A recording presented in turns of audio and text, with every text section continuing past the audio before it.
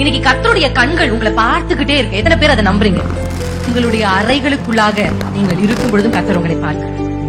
உங்கள் கரங்களில் உங்கள் போன் இருக்கும் பொழுதும் கர்த்தர் உங்களை பார்க்கிறார். உங்கள் விரல்கள் எதை தொடுகிறது என்றும் கர்த்தர் பார்க்கிறார். ஆமென். எப்பொழுதும் அவருடைய கண்கள் நம்மையில் இருக்கிறது.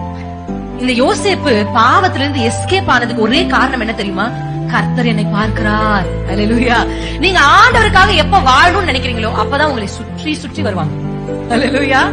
அப்பதான் பாவம் உங்களை சுற்றி வரும். அப்பதான் சில விஷயங்கள் உங்களை ஈர்க்கிற மாதிரி சில விஷயங்கள் உங்களை சுற்றி வரும். அப்ப நோ சொல்றதுக்கு ஒரு தைரியம் வேணும். ஆமே.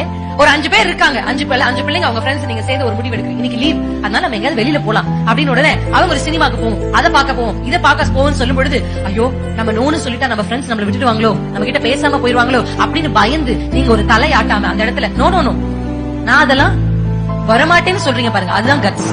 ஆமே. கெத்து. எது கெத்து தெரியுமா? எல்லாரும் பண்றதெல்லாம் கெத்து இல்லங்க, யாரும் பண்ணாததை பண்றதுதான் கெத்து.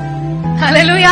இந்த உலகம் முழுசும் செய்யறத நானும் கூட போய் செஞ்சு, உலகம் போட்டுக்கிறது போல, உலகம் உடுத்திக் கொள்கிறது போல, உலகம் பேசுறது போல, உலகம் யூஸ் பண்ற ஸ்டேட்டஸ், உலகம் பேசுற அந்த வேர்ட்ஸ், இதெல்லாம் பேசுறது போல நான் பேசுறது கெத்து இல்லங்க.